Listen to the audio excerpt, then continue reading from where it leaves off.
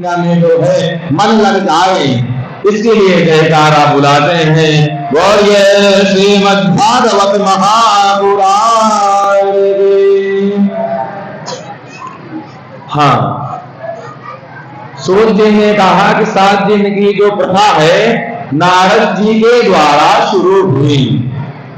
अच्छा, एक बार की बात है जब उन्होंने प्रश्न किया कि 7 दिन कथा कैसे शुरू हुई, कैसे नियम लगा 7 दिन का, तब सूत जी ने उत्तर दे रहे हैं, कह रहे हैं कि एक समय की बात है कि बद्री विशाल में सनकादि ऋषि भ्रमण कर रहे थे। सनक, सनंदन, सनक कुमार ये चारों भाई जो है ना भ्रमण कर रहे थे। और प्रश्न यह है, ये जो देव हैं, ये जो ऋषि मुनि हैं, ये किस लिए भ्रमण कर रहे थे? ये जो ऋषि मुनि है ना, ये ऋषि मुनि सोच रहे थे कोई मिले सत्संग हम उससे करें, कोई मिले हम उससे सत्संग करें, यानी कि कोई हमें कथा सुनाए या हम किसी को कथा सुनाएं। वो ढूंढ रहे थे कि कोई मिले और हम उससे कथा सुने या हम उसे कथा सुनाएं। ऐसे ही बद्री विशाल में भ्रमण करते हैं। इसी बात से हमें एक श्लोक याद आता है, तो हम आपके सामने कहते हैं। सत्संगति के विषय में है, आप लोग ध्यान पूर्वक सुने, बहुत विशेष है, इस कलयुग के लिए बहुत विशेष है, इस सत्संगति के लिए है। अहं वचनं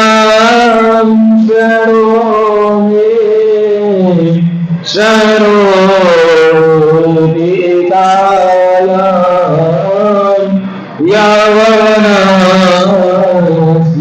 वारं न चास्य न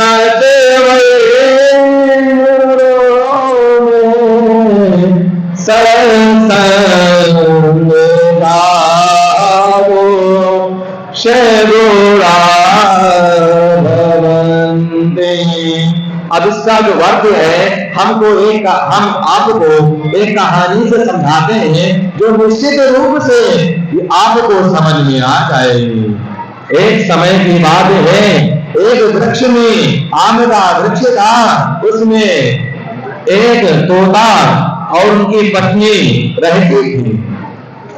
उनको 2 पुत्र की प्राप्ति हुई, उनके 2 पुत्र हुए, यानी 2 तोता का जन्म हुआ। और वो जो तोता है वो छोटे थे, अभी 10-12 दिन के हुए थे कि एक दिन क्या हुआ कि प्रभु की ऐसी लीला हुई कि अचानक से बारिश होने लगी, तूफान आ गया और जो है माता पिता अलग बिछड़ गए, बच्चे अलग बिछड़ गए, यानी कि हवा के झोंकों से वो जो बच्चे थे उड़ गए।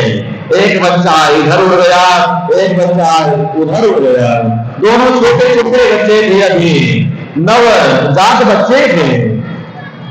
जब मौसम शांत हुआ, वातावरण शांत हुआ, तब एक तोते को डाकू आए, एक तोते के बच्चे को डाकू ले गए।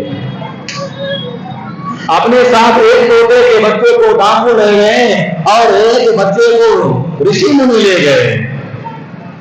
अब समझना यह है कि आगे क्या होता है, ध्यान पूर्वक समझिएगा, मन ना भटकने पाए। एक को डाकू ले गए और एक को ऋषि मुनि ले गए। कुछ समय बीता, दोनों बच्चे बड़े हो गए। एक बच्चा आश्रम में बड़ा हुआ, ऋषि मुनि के सत्संगति में बड़ा हुआ, और एक बच्चा डाकुओं की मंडली में बड़ा हुआ। बड़े दोनों बच्चे हुए, हाय एक पिता के दोनों बच्चे, एक माता के। अब आगे देखिए क्या होता है। कुछ दिनों बाद एक ऋषि मुनि निकले, जहां डाकुओं का ठिकाना था वहां से ऋषि मुनि निकले और जब जा रहे थे ऋषि, ब्रह्मन से, तो वहां पे जो डाकुओं का जो तोता था वो कहता है, ऋषि को देख करके कहता मारो काटो खाओ जाने ना पाए। यानी कि वो जो तोता है अपनी संगति के कारण, सत्संगति के कारण लुटेरा हो गया। डाकुओं से कहता है ये ऋषि मुनि जाने ना पाए, मारो काटो खाओ पकड़ो जाने ना पाए। अपना साधु थे भोले भाले बेचारे, अपना पैर पकड़े और भाग लिए, दौड़ लगा दिए। कुछ दूर दौड़े, कुछ दूर आगे जा करके आश्रम था ऋषि मुनि का।